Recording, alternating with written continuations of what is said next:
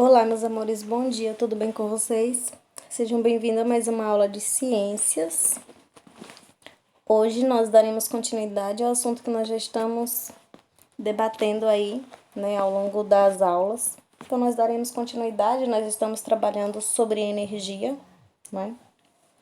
E como a gente teve uma semana sem aula de ciências, nós vamos retomar um pouquinho, né, para que a gente não venha esquecer. Então, vamos voltar um pouquinho aí, até quem não estava na aula passada. Então, aí, consiga absorver, tá bom? Porque nós precisamos pular para o próximo passo. E vocês precisam ter esses conceitos, tá bom? Vocês precisam ter esses conceitos adquiridos para que então a gente venha a seguir, né? Nós vamos estudar química limpa, química verde, que é o próximo conteúdo que a gente tem a seguir, tá bom? E aí eu quero que você já tenha um domínio desses. Então, em fontes de energia são matérias-primas.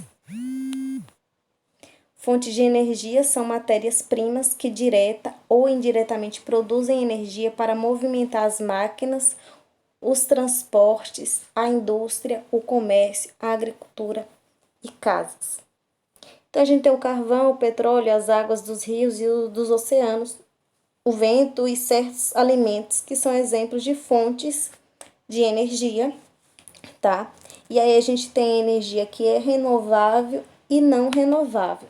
Renovável, ela se renova, então assim, tem fonte inesgotável, tá? Já não renovável, um dia ela vai acabar se for usada assim de uma forma acelerada, né? E como não dá um retorno, só vai extraindo essa fonte, então um dia ela acaba, tá bom?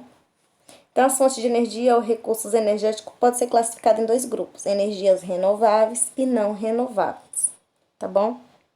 Então, aqui a gente tem, ó, energia hidrelétrica, a gente tem eólica, tá bom? A gente tem aí solar, a gente tem aí sendo utilizado o carvão como fonte de energia, tá?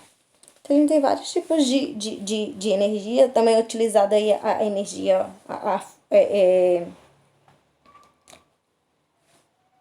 a energia proveniente aí dos ventos, que é eólica, a gente tem aí também do sol, que é a solar, a gente tem proveniente das ondas, enfim, são diversos tipos de fontes de energia e que têm sido utilizadas a cada dia, tem se buscado pensar hoje de uma forma mais sustentável, então tem buscado formas, mas muitas vezes a energia que não afetaria, né, o nosso planeta. Então, ali não afetaria, mas muitas vezes tem muitas desvantagens, a questão do custo, a questão para trazer, para utilizar esse tipo de energia. Então, assim, tudo é avaliado, as vantagens e as desvantagens para que um tipo de energia ela seja utilizada, tá bom? Então, as energias renováveis, nós já vimos, né, são aquelas que regeneram-se espontaneamente ou através da intervenção humana. São consideradas energias limpas que não agridem, né, o meio ambiente, pois os resíduos deixados na natureza são nulos. Alguns exemplos aqui que nós temos é a hidrelétrica, que ela é proveniente pela força das águas dos rios. Nós temos a solar, que é obtida pelo calor e pela luz do sol. Nós temos a eólica, que é derivada das forças dos ventos. A geotérmica, que é proveniente do calor do interior da Terra. Nós temos a biomassa, que é proveniente aí de matérias orgânicas. Nós temos marés e oceanos, natural da força das ondas. E o hidrogênio, que provém aí da reação entre hidrogênio e oxigênio, que libera energia, tá bom? E nós temos então agora a energia não renovável, que são as energias, são aquelas que se encontram na natureza em grandes quantidades, mas uma vez esgotada não pode mais ser regenerada. Tem reservas finitas, pois é necessário muito tempo para a sua formação na natureza, são consideradas energias poluentes, porque sua utilização causa danos para o meio ambiente. E esses são alguns exemplos aí que a gente tem de energia que não é tida como energia limpa, que pode trazer, sim, vários danos ao meio ambiente. Nós temos os combustíveis fósseis, como o petróleo, o carvão mineral, o xisto e o gás natural, certo? Tem grande quantidade, mas é finita, pode acabar aí conforme vai sendo utilizada. E energia nuclear, que necessita de urânio e tório para ser produzida, lembrando também que é altamente inflamável, é tóxico esse tipo de energia, né? E tem trazido vários danos aí ao ambiente, meio ambiente. As fontes de energia no Brasil, né, a busca por fontes alternativas de energia não poluentes ou renováveis tem avançado no mundo, seja para diminuir a dependência do petróleo, seja para descer os níveis de poluição. O fato é que a busca por diferentes fontes de energia já são uma realidade no mundo. No Brasil, o uso do álcool proveniente da cana-de-açúcar data de 1975 com a implantação do Programa Nacional do Álcool, PROÁLCOOL, em decorrência da crise do petróleo. Hoje o álcool é também usado como aditivo à gasolina. Igualmente o uso da exploração da energia solar e eólica vem sendo estimulada ainda que de maneira tímida por parte do governo. Quanto à energia solar, ela é explorada abaixo do seu potencial. Isso pode ser considerado um despropósito devido ao tamanho do território e à quantidade de luz solar a que o país está exposto ao longo do ano. A transformação, né, as fontes de energia são encontradas na natureza em estado bruto e para serem aproveitadas economicamente devem passar por um processo de transformação e também de armazenamento.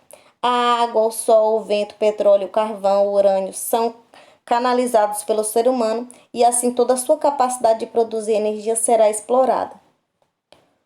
Os centros de transformação podem ser usinas hidrelétricas, então a força da queda da água faz girar as turbinas e assim converte em eletricidade. Refinarias de petróleo, o petróleo é transformado em óleo diesel, gasolina, querosene e etc. As usinas termoelétricas, através da queima do carvão mineral e do petróleo, obtém-se energia. Coqueiras, o carvão mineral é extraído em coque, que é um produto empregado para aquecer altos fornos da siderurgia e indústria.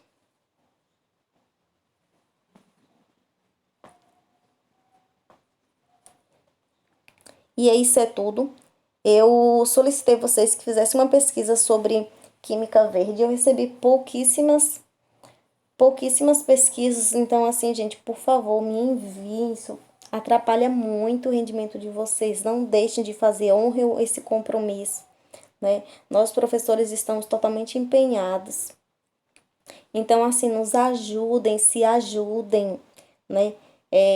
Nós estamos fazendo o que é necessário, nós estamos fazendo o nosso papel, mas faça também o de vocês, né? Sejam alunos, sejam interessados. Eu sei que são aulas virtuais totalmente diferentes do que nós estávamos acostumados, é um novo método, mas, por favor, respondam às atividades, assumam esse compromisso, né?